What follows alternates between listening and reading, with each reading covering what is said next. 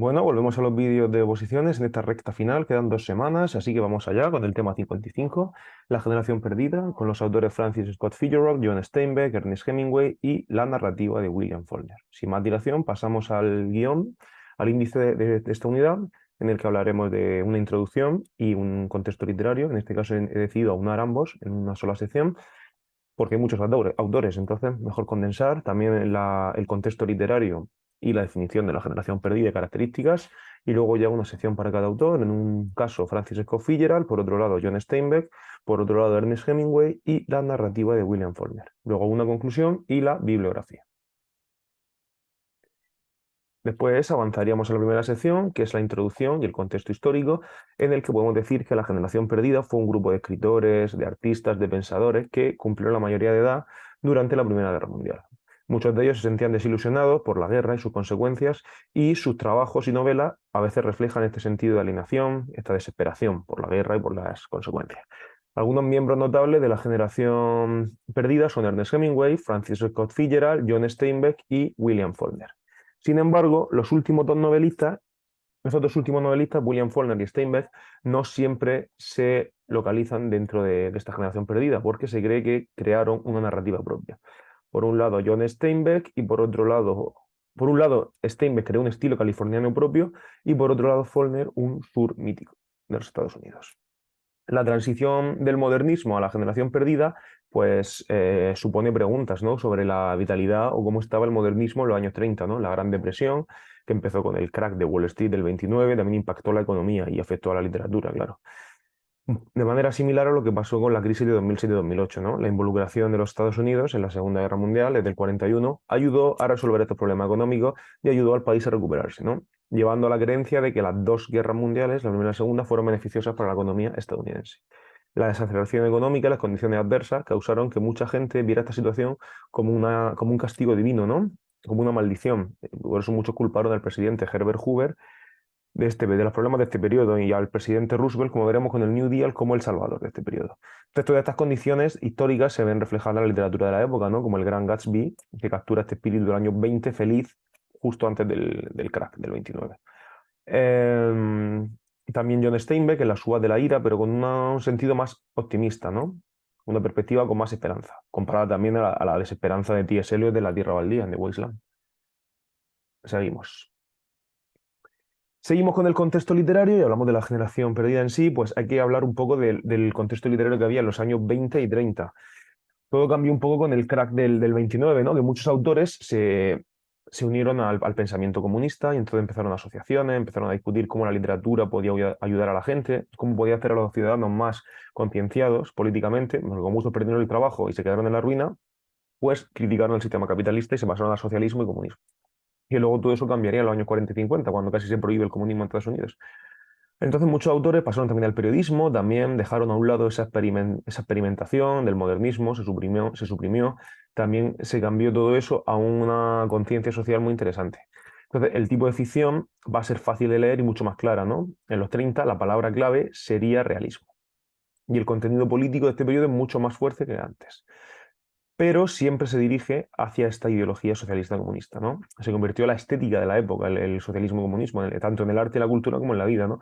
Y un gran número de revistas y publicaciones estaban circulando en la época, ¿no?, como la revista New Masses, e incluso Hemingway, el autor que veremos ahora, se convirtió en un comunista en los años 30. También los afroamericanos también se unieron a este grupo.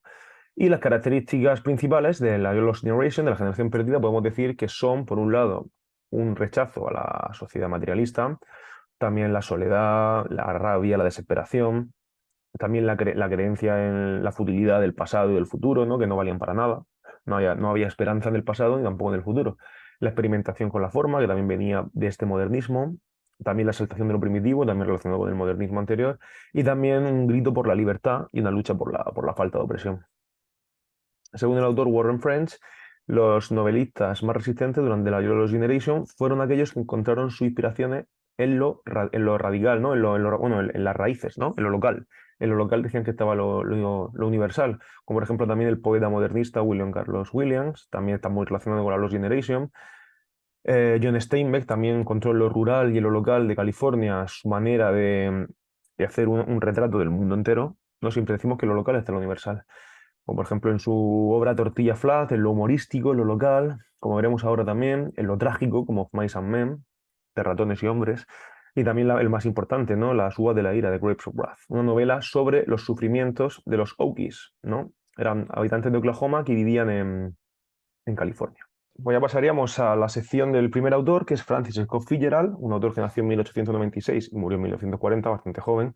Fitzgerald nació en una familia católica con bastante dinero y también asistió a la Universidad de Princeton, una de las más importantes de Estados Unidos. Aunque nunca se graduó, estas experiencias universitarias le sirvieron para su primera novela, que es This Side of Paradise, a este lado del paraíso.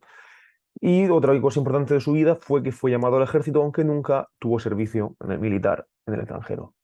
Escribió novelas como A este lado del paraíso, en 1920, una historia sobre las aspiraciones y las decepciones amorosas de Amory Blaine, y una novela que combinaba perfectamente la narrativa tradicional con las habilidades retóricas de un buen autor de ficción con una sensibilidad moderna. Fitzgerald entonces empezó, a la vez que empezaba su fama como escritor, empezó una vida de fiestas sin fin, de alcohol, de drogas, a la vez que se labraba su sólida reputación literaria, ¿no? Y también dedicaba su tiempo a escribir historias cortas para revistas populares que también incrementaron pues, su dinero y su fama. Esto se refleja en la colección de historias cortas, Flappers and Philosophers, que es como un buen relato de los años 20, ¿no? También se adentra dentro del sentimiento humano más profundo, ¿no? Y también la perspicacia con la que desarrollaba sus descripciones Fitzgerald, ¿no? Es un buen descriptor de este fenómeno de la era del jazz, como veremos, de los cafés literarios americanos, del claqué, de todo. Entonces, Fitzgerald también, con su esposa, Zelda Fitzgerald, se volvieron famosos por sus excentricidades, por su estilo de vida y también por su producción literaria, ¿no? Aunque el primer gran éxito de Fitzgerald fue The Beautiful and the Damned, 1922, que mostraba pues la vida nocturna, ¿no? La vida nocturna de Nueva York y todas sus excentricidades y emociones de los años 20. También con una visión muy satírica, mostrando el lado oscuro de la edad del jazz, ¿no? Una edad caracterizada por el gasto de dinero, por el desperdicio de talento, por el descenso de la moralidad y también por los problemas económicos y la bancarrota que el mismo Fitzgerald experimentó. Toda esta atmósfera también se refleja en su obra Six Tales of the Jazz Age and Other Stories, también del 22, que también refleja toda esta sociedad de la época en los años 20. Fitzgerald también es un gran cronista de la juventud en los años 20, como se puede ver en su obra Un diamante tan grande como el Ritz, también del 22. El 22 fue muy prolífico para Fitzgerald. Sin embargo, su obra maestra es El Gran Gatsby de 1925, que usaba una compleja estructura y una narrativa desde un punto de vista muy controlado, ¿no? Esta novela combina el simbolismo con el realismo psicológico, de modo que sus descripciones tienen como un brillo simbólico muy interesante de la metáfora y de lo simbólico. Fitzgerald también conoció a Hemingway en París, cuando los dos se fueron a vivir a París. Muchos autores de la generación perdida vivieron en París y formaron una amistad que se basaba en la admiración que Fitzgerald sentía por Hemingway, pero yo creo que la admiración sería mutua. En París escribió All the Sad Young Men, un estudio de los americanos expatriados en Francia, y también Babylon Revisited, que describía la Lost Generation después de su colapso económico y moral. Conforme estaba atormentado por la enfermedad mental y sobre todo por la esquizofrenia de su mujer Zelda, Fitzgerald escribió Tender is the Night, Suave es la noche, otra de sus novelas más importantes del 34, una historia sobre un hombre y su esposa esquizofrénica, que era sin embargo una autobiografía de Fitzgerald, pero no fue muy bien recibida, ¿no? También por la crudeza de las descripciones. Así que Fitzgerald decidió pasarse a escribir guiones en Hollywood. Alguna película suya de los años 30 es muy interesante. Fitzgerald también escribió ensayos autobiográficos, pero murió en 1940, creo que de un infarto, de un algo. Así que su última novela que dejó sin finalizar es The Last Tycoon.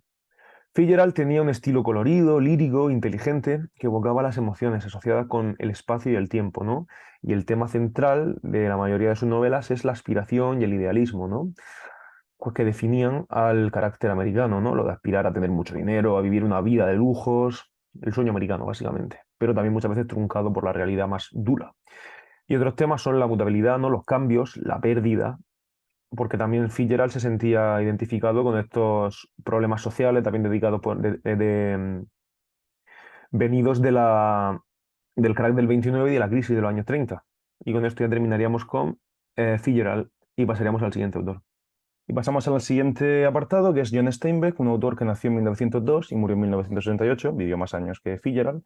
John Steinbeck nació en California en el 1902, de ancestros alemanes e irlandeses. Su madre fomentó este amor de Steinbeck por la lectura, por la literatura y por la palabra escrita. Y además asistió a la universidad, aunque nunca se graduó, igual que Fitzgerald, porque él desde pequeño quería convertirse en un escritor.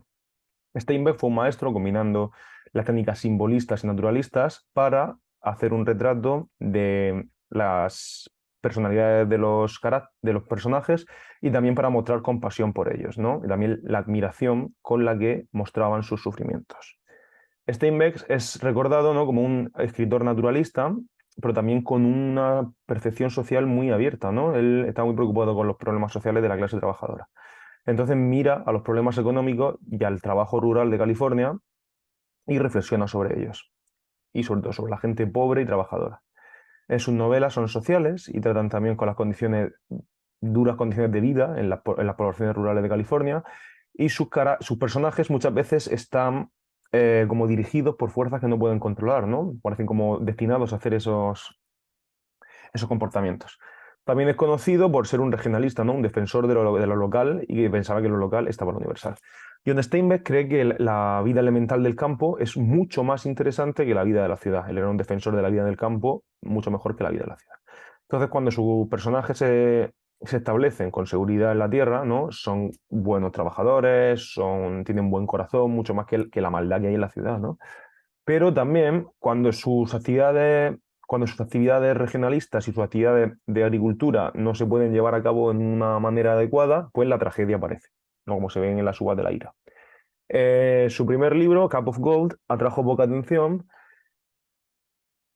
y antes de conseguir el éxito, ¿no?, pasó mucho tiempo trabajando él mismo en el campo, por eso él sabía de lo que escribía, ¿no? De hecho, le aportó experiencias, ¿no? Le aportó autenticidad a sus descripciones de la vida de los trabajadores, de su historia. Sin embargo, después de publicar algunas novelas y historias cortas, se volvió famoso Steinbeck con el libro Tortilla Flats, ¿no?, que era un libro una novela muy humorística sobre el amor de mexicanos y americanos, ¿no?, que le trajo un gran reconocimiento y que marcó, pues, un importante paso en su carrera, ¿no? Y continuó escribiendo y haciendo una investigación muy intensa sobre la condición humana y sobre todo de los trabajadores, como he dicho. Después continuó publicando una serie de novelas y historias cortas. Una de ellas es Indubious Battle, la batalla dudosa, una novela establecida en California, situada en California, en el condado de Las Manzanas, que trataba sobre por los problemas migratorios, ¿no?, de los que recogían fruta. También el Red Pony, una historia sobre la iniciación en la vida sexual de una chica llamada Jodie, en el que el pony es el símbolo de la inocencia y de la madurez, ¿no? También es considerado el Red Pony como uno de los más importantes.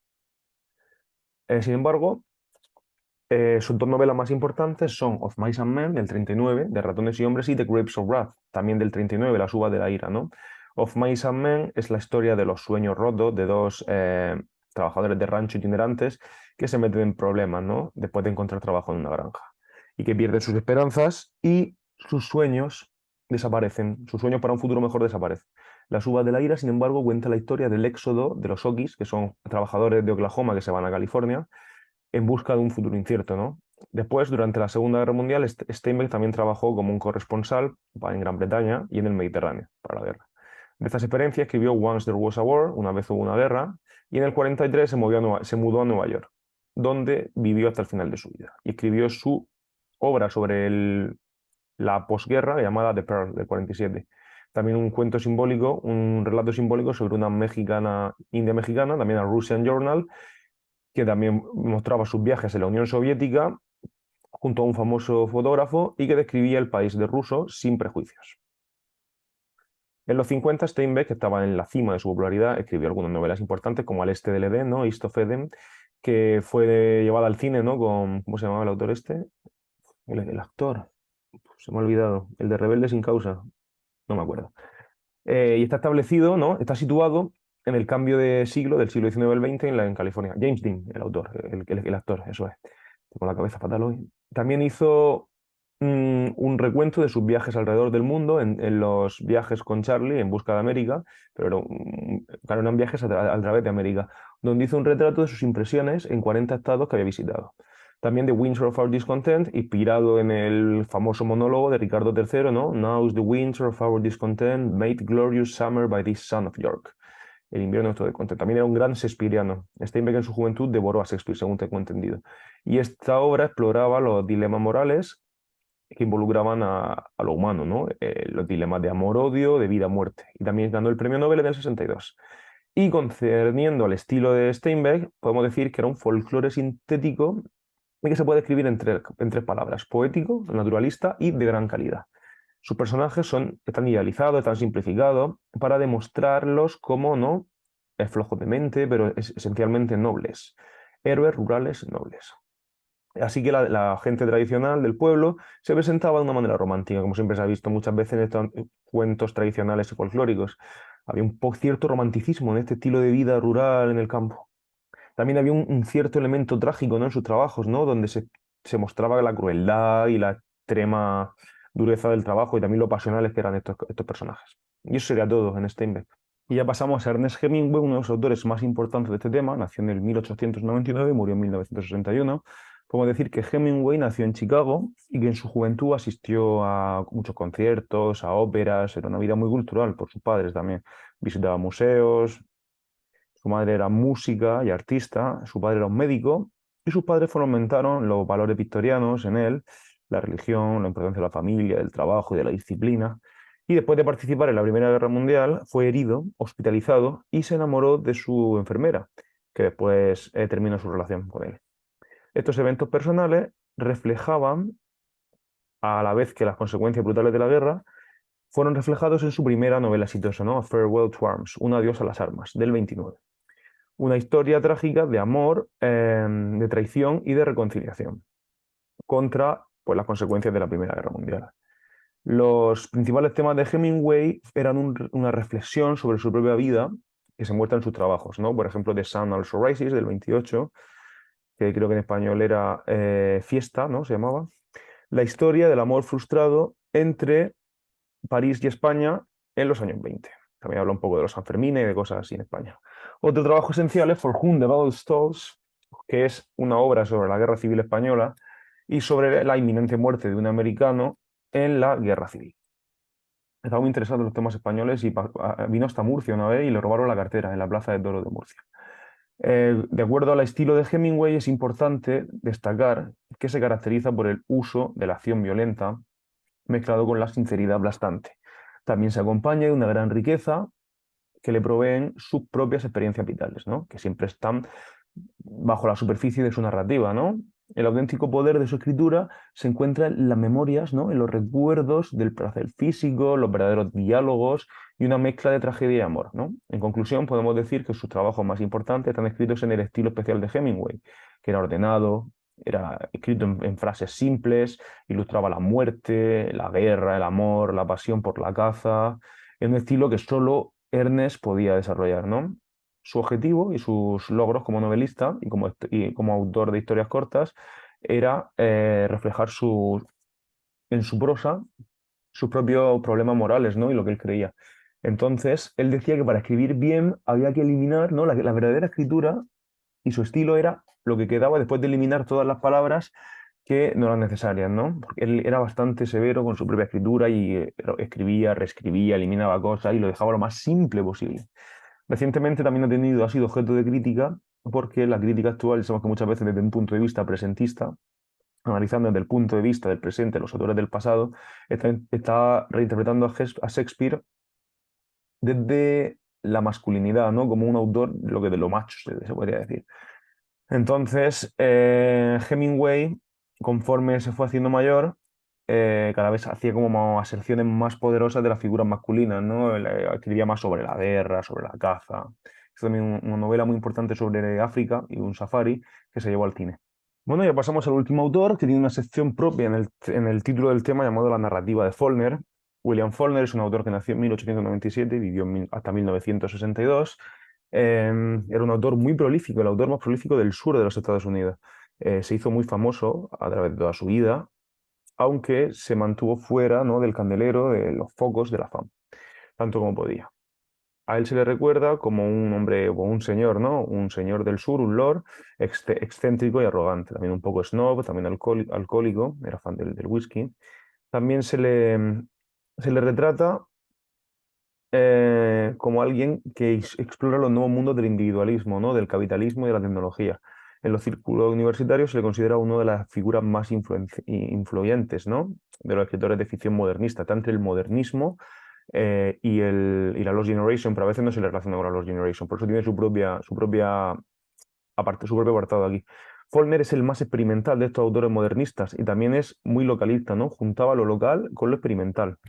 Estaba interesado en el sur de los Estados Unidos, ¿no? Una combinación muy inusual, ¿no? Como se ve en su primera gran novela, Red Leaves, de 1930, que se mezcla con la subjetividad, la fragmentación típica modernista y otras características. No sigue un orden cronológico, ¿no? Por eso a veces es un poco difícil de leer, ¿no? El sur, en los años 20, era un lugar muy interesante para analizar, ¿no? Tenías partes muy rurales que también estaban bastante menos desarrolladas que el industrializado norte. El sur también pues, se relegó a segunda posición del país, ¿no? Era el perdedor de la guerra civil, y todo eso se refleja en sus novelas, ¿no? Esta especie de decadencia, de nobleza decadente. También era un lugar muy rico, ¿no? El 19 con la esclavitud, por el comercio del tabaco, del algodón y tal, hasta que todo desapareció con la guerra civil de Estados Unidos, del 61 al 65. En el sur había una especie de nobleza americana, que no eran aristócratas, pero tenían mucho dinero, ¿no? Era la gente rica del sur, que eran los dueños de las plantaciones, ¿no? También había un montón de gente pobre. Y en los años 20 el Ku Klux Klan, KKK, estaba quemando casas, matando gente y haciendo otros eventos muy desagradables, ¿no? Relacionados con el racismo. Lo que Faulkner hace es darnos una descripción de todos esos problemas, ¿no? Describiendo de un modo muy realista, produce una especie de sur mítico que mezcla pasado y presente con diferentes voces, saltando del tiempo, con fragmentos, usa la técnica del flashback con gran maestría, ¿no? La ficción de Faulkner adquirió esta especie de atmósfera mítica, ¿no? Creó su propia región, llamando Yoknapatawua, ¿no? Se puede relacionar con García Márquez, que creó su propio mundo, ¿no? García Márquez creó Macondo y Faulkner inventó el condado imaginario de Yoknapatawua, que mostraba el crecimiento histórico y la subsecuente decadencia del sur. Faulkner también es el que llegó a dar con estos nuevos conceptos de la realidad, con el localismo experimental. Por eso, para entender obras como Red Leaves, tienes que entender que América no es sino el producto de la esclavitud y la inmigración.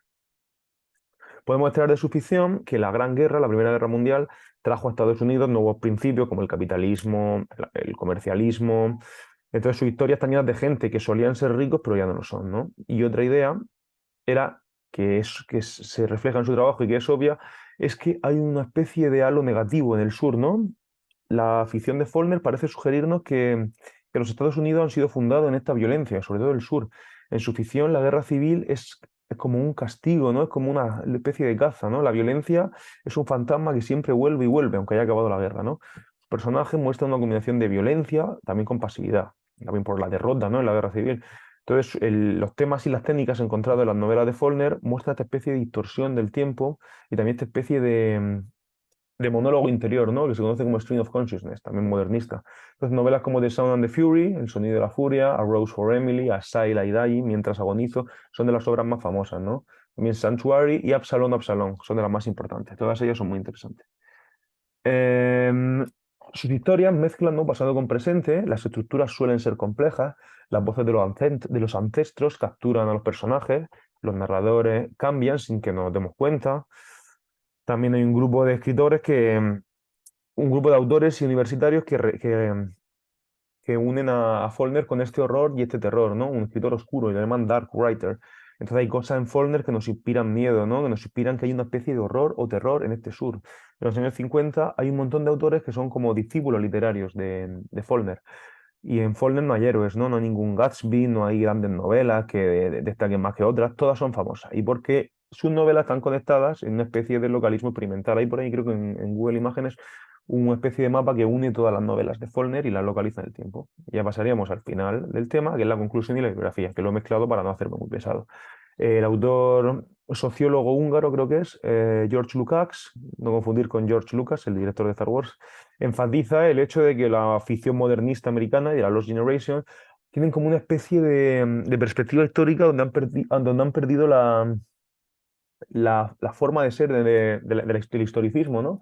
Y sugiere que estas historias no son muy dinámicas, sino que son estáticas, ¿no? En comparación con las historias dinámicas del siglo XIX. Como que esta historia no tiene un avance tan claro y tan lineal como las escrituras realistas del XIX. Entonces podemos concluir con que este periodo literario se caracteriza por la velocidad, por la aceleración, por la emoción de la época del jazz, la música, los coches, la tecnología, ¿no? Entonces, la escritura americana de esta Lost Generation es más sobre los sentimientos, sobre las sensaciones, sobre las experiencias, más que por los hechos narrativos en sí. Experimentaban con el tiempo, la diferencia entre el tiempo y la duración de la novela, ¿no? Mejor la novela como la de James Joyce, claro, en un día, pero tiene 1000 páginas, pues aquí pasaba algo parecido. Entonces, esta unidad podemos decir que explora cómo estos autores de la Lost Generation representaban en sus escritos las actitudes que prevalecían, ¿no? En el ambiente, en el humor de este periodo. Y llegando no solo a altos niveles de éxito, pero también muchas veces de failure, de fracaso. Y aquí pues, he usado algunos apuntes de mi carrera del profesor Juan Francisco Cerda Martínez, que eran pues, del año que yo estudié, ¿no? 2014, y lo voy a mencionar porque básicamente me he basado en él para realizar mis temas, así que le doy las gracias desde aquí. Y también en algunos libros como el de Oxford, de A Historical Guide to Francis Scott Fitzgerald, o el de 20th Century American Literature de Macmillan. Y eso es todo. Nos vamos a ver en el siguiente, que es el tema 56 de Sean O'Case y James Joyce. Y como justamente llegué ayer del viaje de Dublín con mis alumnos, pues justamente tengo cosas muy interesantes de Irlanda, así que tengo ganas de hacer el tema 56 también. Nos vemos en el siguiente vídeo y perdón si te ha hecho un poco largo.